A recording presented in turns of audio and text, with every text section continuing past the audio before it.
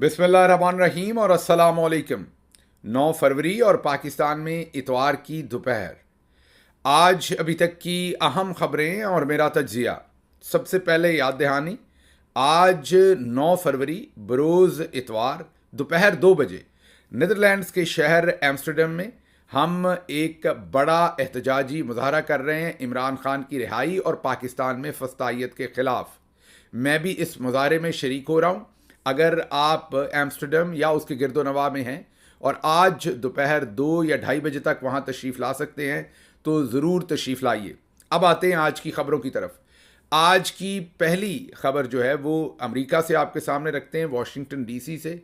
अहम खबर है और शाया की है ड्रॉप साइट ने। ड्रॉप साइट एक ऐसा न्यूज़पेपर है, जरीदा है, जो पै दर पै पाकिस्तानी मिलिट्री इस्टेब्लिशमेंट के अंदर की खबरें पब्लिश कर रहा है, वो भले साइफर हो या हथियारों की डीलें हों, और बहुत सारी ऐसी खबरें वो हाल ही में पब्लिश कर चुका है और ये क्लेम करता है कि उनके मिलिट्री के अंदर बहुत डीप रूटेड ज़राए हैं जो उनको ये तमाम खबरें और डॉक्यूमेंट्स प्रोवाइड करते हैं। उनकी किसी भी खबर को अभी तक चैलेंज नहीं किया गया किसी भी अदालती सतह पर, हालांकि उन्होंने साइफर का मतन भी पब्लिश किया।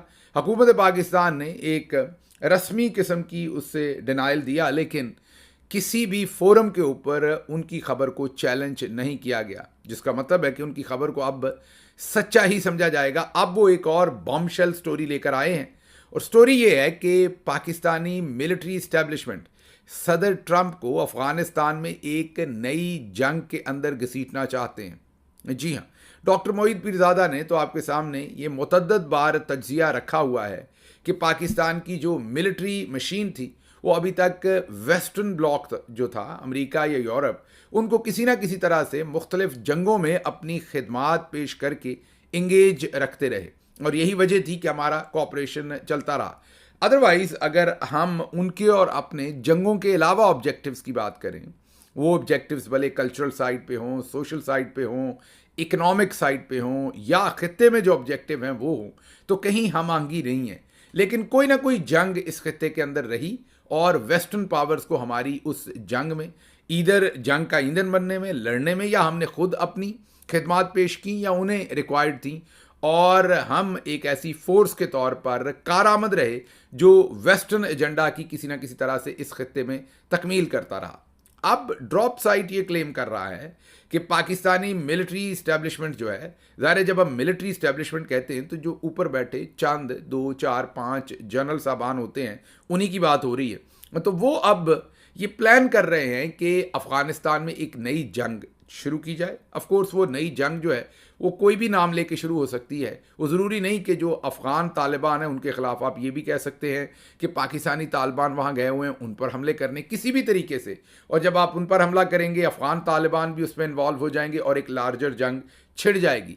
ड्रॉप साइट का कहना यह है कि सदर ट्रंप, क्योंकि जनरल आसिम मुनीर और दूसरे जो जनरल्स हैं उनके साथ अभी उनका जो कोऑर्डिनेशन है वो उतना बेहतर नहीं है या इन लाइन नहीं है, तो उनको अपने साथ बेहतर कोऑर्डिनेशन में रखने के जो इस तरफ से एक प्रोडक्ट ऑफर की जा रही है, एक नई चीज़ मार्केट में मुतारफ़ करवाई जा रही है, वो है एक नई अफ़गान वॉर। अब अगर ये खबर दुरुस्त है तो जैसा कि मैंने आपको पहले ही जो शुरू में मैंने आपको इब्तदाइया दिया उसमें मैंने आपको बताया कि ड्रॉप साइट की अभी तक तकरीबन तमाम स्टोरीज़ जो हैं वो दुरुस्त साबित हुई हैं, क्योंकि पाकिस्तान ने या पाकिस्तानी मिलिट्री ने उनको चैलेंज नहीं किया। अगर उनकी ये खबर भी दुरुस्त है तो ये तो हमारे लिए फिर बहुत ही एक ख़तरनाक पाकिस्तानियों के लिए ख़बर है। इसका मतलब है कि कहीं खुदा ना खास्ता हम एक नई जंग की तरफ जा रहे हैं, और वो भी अपने हमसाया मुल्क के साथ या वहाँ पर मौजूद कुछ ग्रुप्स के साथ, और आपको पता है कि उसकी रेमिफिकेशंस हमारे लिए क्या होंगी। पहले ही वॉर अगेंस्ट टेरर जिसके अंदर जो 9/11 के हमले थे उसमें हमारा कोई शख्स इन्वॉल्व नहीं था पाकिस्तानी, उसके बावजूद हमने 85,000 शहादतें दी, 85,000 85,000 लाशें हमने उठाई। तो ये कहीं दोबारा हम उसी सिमत जाने की कोशिशें तो नहीं कर रहे। अगली खबर आपके सामने खैबर पख्तूनख्वा से रखते हैं, जहां से हमें एक बहुत ही परेशान कुन खबर मिली। खबर यह है कि मानसहरा हुकूमत और इदारों के ख़िलाफ़ तकरीर करने पर पीका एक्ट के तहत मुकदमा दर्ज कर लिया गया है। जी हाँ, शहरी को गिरफ्तार भी कर लिया गया है। ये खबर है, मीडिया रिपोर्ट कर रहा है, इसलिए हम आपके सामने रख रहे हैं। मेरे लिए इसमें परेशानी की बात यह है कि मेरा लीडर इमरान खान जेल में से खत लिख रहा है आर्मी चीफ को, और दोनों खतूत के अंदर, पहले खत में भी और दूसरे खत में भी, पीका एक्ट को गैर इंसानी, गैर कानूनी करार दे रहे हैं और उसके खिलाफ आवाज़ उठा रहे हैं। दूसरी तरफ मुल्क के जितने भी बड़े सहाफ़ी हैं, अहमद मीर हों या दूसरे सहाफ़ी, वो रिट पिटिशन लेकर गए हुए हैं इस्लामाबाद हाई कोर्ट में। तीसरी तरफ से हमारी पूरी पार्टी की जो पोजीशन, ज़ाहिर है हमारे लीडर की पोजीशन है तो पूरी पार्टी की पोजीशन है, मतलब कि कौमी असम्बली हो या कहीं भी हो, हम उस पर भरपूर रद्द अमल दे रहे हैं कि पीका एक्ट जो है वो एक गैर कानूनी इकदाम है, ये जो नया लॉ बनाया है, और उसके तहत लोगों की आवाज़ बंदी की जा सके ताकि जनरल आसिम मुनीर साहब या उनका जो भी इस टाइम एजेंडा है वो पूरा किया जा सके। अब अल्लाह की शान देखिए कि जिस सूबे में लोगों ने हमें 2/3 अक्सरियत दी, उस सूबे में एक डीपीओ जो है वो मानसेरा में उसी पीका एक्ट, जिसको इमरान खान जो है जिसके खिलाफ आवाज़ उठा रहे हैं, उसी पीका एक्ट को इस्तेमाल करते हुए इदारों और हुकूमत के ख़िलाफ़ बात करने पर पीका एक्ट के तहत मुकदमा दर्ज करके शहरी को गिरफ़्तार किया गया है। मैं ज़ाती हैसियत में इसकी भरपूर मज़म्मत करता हूँ। मैंने इसको आला लीडरशिप को जो पार्टी की है उनको अपनी ये जो मज़म्मत है और जो मेरी इसके ऊपर आवाज़ है वो पहुँचाई है, और उनसे ज़ाहिर है डिमांड की है कि इसके ऊपर एक्शन लिया जाए। मैं खैबर पख्तूनख्वा की हुकूमत, जो CMKP अली अमीन गंडापुर साहब हैं, उनसे भी दरख्वास्त करता हूँ कि इस मामले को देखें, क्योंकि जेल में से इमरान खान वाज़े अंदाज में ये कह चुके हैं कि अगर IG जो मौजूदा लगाया गया है इसने हमारे किसी वर्कर को तंग किया तो फिर इसको फारिग कर दिया जाए। क्योंकि दूसरी खबर जो आज आपके सामने है वो है कि खैबर पख्तूनख्वा हुकूमत ने चीफ सेक्रेटरी नदीम असलम चौधरी के तबादले का फैसला किया है। तो अगर खैबर पख्तूनख्वा की हुकूमत इसका तबादला कर सकती है तो जाहिर है IG का भी कर सकती है। तो फिर IG को भी अभी हाल ही में पिछले हफ्ते ही IG आए हैं, 1 साल पूरा इन दोनों IGs ने निकाला, IG और चीफ सेक्रेटरी ने जो पुराने थे। और बदकिस्मती की बात यह है कि ये दोनों IG और चीफ सेक्रेटरी वही थे जिन्होंने जुल्म का बाजार गर्म किया था, 3 MPOs के अंदर हमारे लोगों को बंद किया था, और इलेक्शन से पहले जो so called care taker government थी उसमें भी यही लोग विराजमान थे। इन लोगों को पहले दिन ही फारिग करना चाहिए था, लेकिन चलें, देर आए दुरुस्त आए, 1 साल के बाद हमें ये याद आया, फिर भी दुरुस्त है। लेकिन ये जो मानसेरा में काम हो रहा है ये बहुत ही ख़तरनाक है, और एग्जैक्टली वो हो रहा है जिसकी तरफ इमरान खान साहब ने इशारा किया कि हमारे अगर किसी वर्कर को तंग किया गया तो उसके ऊपर इस IG को फारिग किया जाए।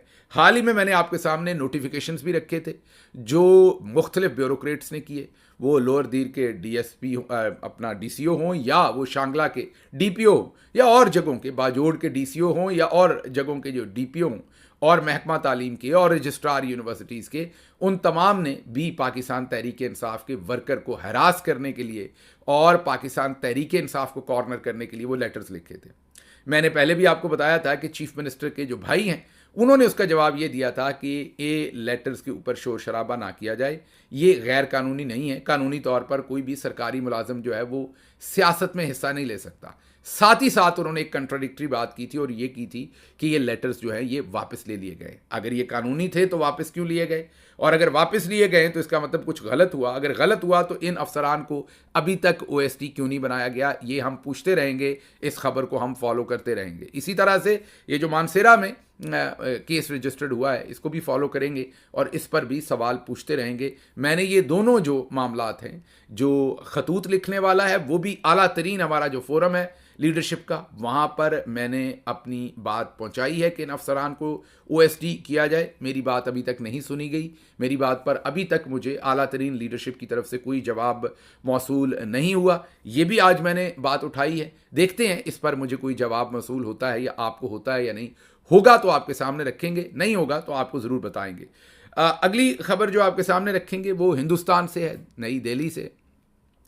वहाँ से भी नई दिल्ली के लोगों के लिए कम से कम मैं कहूँगा परेशान कुन खबरें आ रही हैं, और वो ये है कि केजरीवाल, जी हाँ, केजरीवाल की जो आम आदमी पार्टी जिसने 2 इलेक्शंस वहाँ पर जीते हुए थे वो अब दिल्ली को हार गए हैं। जी हाँ, वहाँ पर जो रिजल्ट्स आए हैं बीजेपी जो भारतीय जनता पार्टी मोदी साहब की पार्टी है, आपको पता है कि उस पार्टी को ज़्यादातर लोग जो हैं इंडिपेंडेंट या इंटरनेशनली, जाहिर है उस पार्टी की सपोर्ट तो है। हिंदुस्तान में हिंदुत्व के वो प्रचारी करते हैं, मीन वो एक्सट्रीम राइट की पॉलिटिक्स करते हैं, एक्सट्रीम मजहबी एलिमेंट भी उसके अंदर है, कौमियत का एलिमेंट भी उसके अंदर है, अकलियतों को बहुत वो कॉर्नर करके रखते हैं। लेकिन बाहर उनका जादू इस वक्त तो सर चढ़ कर बोल रहा है, लेकिन जादू बोलने में वही काम उन्होंने भी वहाँ किया है जो हमारे यहाँ चौधरी निज़ामुद्दीन ने किया है।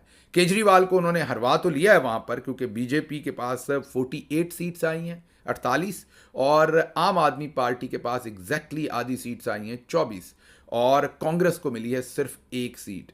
शुक्र है शून्य नहीं मिली, एक मिली है कम से कम, क्योंकि कांग्रेस जो है वो लगातार डिफीट हो रही है। और वजह वहाँ भी फैमिली लिमिटेड कॉरपोरेशन चलाना है, क्योंकि कांग्रेस जो है, जैसे शरीफ ख़ानदान और जरदारी ख़ानदान ने पार्टी पर कब्जा कर रखा है, हिंदुस्तान में कांग्रेस की पार्टी की तबाही की बड़ी वजह वहाँ पर भी गांधी ख़ानदान जो है उनका इस सियासत को छोड़ना नहीं है।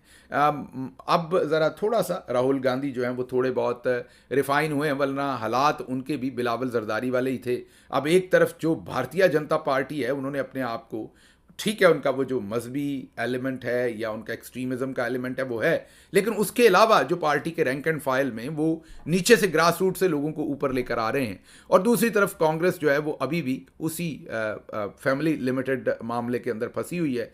और जब आप कैपेबल लीडरशिप को ऊपर नहीं लाएंगे तो फिर यही होगा। अब अगर भारतीय जनता पार्टी 48 सीटें ले रही है तो कांग्रेस को कम से कम रीजनेबल सीटें वहाँ लेनी चाहिए थी, डिफीट भी हो। तो इससे मेरी समझ से बाहर है कि राहुल गांधी जो है वो बदतरीन शिकस्त के बावजूद वहाँ पर भी कांग्रेस पार्टी से रिज़ाइन नहीं दे रहे।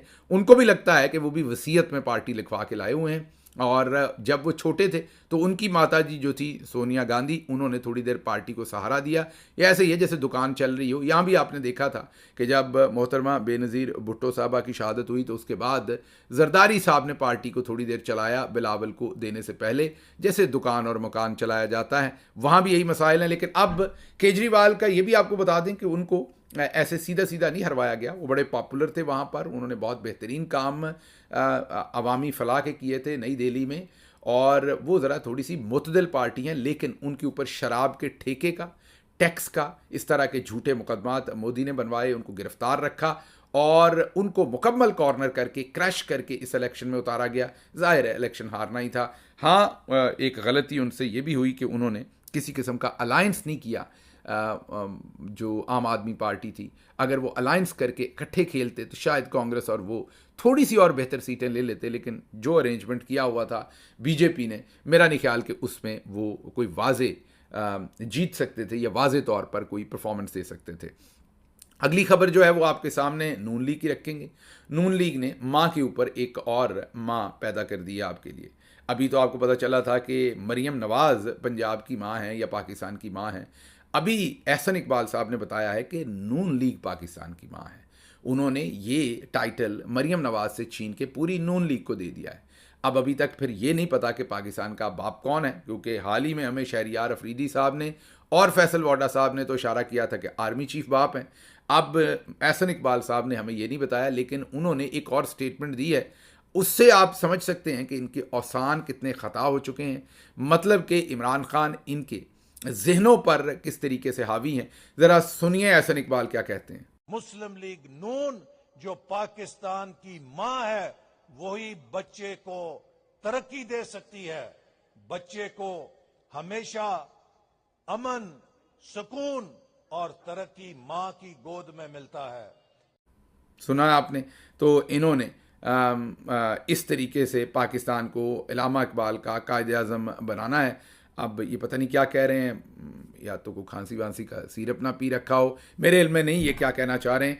आगे चलते हैं। अच्छा जी, जो अमेरिका के सदर डोनाल्ड ट्रंप हैं, उन्होंने सदर जो बाइडन की खुफिया मालूमात तक रसाई रोक दी है। जी हाँ, अमेरिका में एक रिवाज है कि जब सदर जो है वो अपनी मुद्दत ख़त्म करके घर भी चला जाता है तो सदर के पास चॉइस होती है कि वो हर रोज़ सिक्योरिटी ब्रीफिंग, खुफिया मालूमात की ब्रीफिंग लेना चाहता है कि नहीं।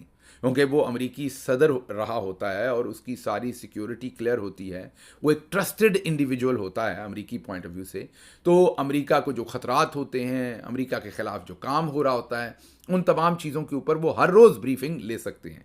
जैसे सर्विंग अमेरिकी प्रेसिडेंट को मिलती है, ऐसे ही जो यहाँ पर नेशनल सिक्योरिटी या CIA या दूसरे इदारे हैं, वो उनको भी ब्रीफिंग प्रोवाइड करते हैं। उनके पास ये चॉइस होती है कि वो इसे ऑप्ट करें या ना करें। अब जो सदूर हैं वो अमूमी तौर पर इसे ऑप्ट करते हैं और हर रोज़ उन्हें बताया जाता है कि उनकी एक एक्टिविटी जनरेट रहती है कि जी ये हुआ है, मशरिक़ वस्ता में ये हो रहा है, पाकिस्तान ये कर रहा है, हिंदुस्तान ये कर रहा है, यूरोप ये कर रहा है। तो उन्हें पूरी दुनिया का एक ग्लांस जो है उस मिलता है कि सिक्योरिटी की क्या सूरत हाल है। अब सदर ट्रंप ने सदर बाइडन की वो जो एक क्लियरेंस होती है, रसाई है, वो उन्होंने कैंसिल कर दी है, उन पर पाबंदी लगा दी है। ज़ाहिर है मौजूदा सदर कर सकता है, पावर तो है, करनी नहीं चाहिए इखलाकी तौर पे, लेकिन सदर कर सकता है और उन्होंने कर दी। और पता ये चला है कि उन्होंने कुछ और लोगों पर, जी हाँ कुछ और लोग, जो सदर बाइडन की बात नहीं कर रहा, जैसे कि उनके जो सेक्रेटरी ऑफ स्टेट थे, उन पर उन्होंने पाबंदी लगा दी है। जी हाँ, उन पर उन्होंने पाबंदी लगा दी है और ब्लिंकन अब जो हैं वो किसी भी गालिबन ये ख़बर हमने मीडिया में देखी, अभी इसके बारे में 100% नहीं है, कोई ऑफिशियल स्टेटमेंट मेरी नज़र से नहीं गुजरी, लेकिन अब ये सामने आ रहा है कि उन पर भी पाबंदी लगाई है कि वो किसी वफाकी इदारे के अंदर दाखिल नहीं हो सकते।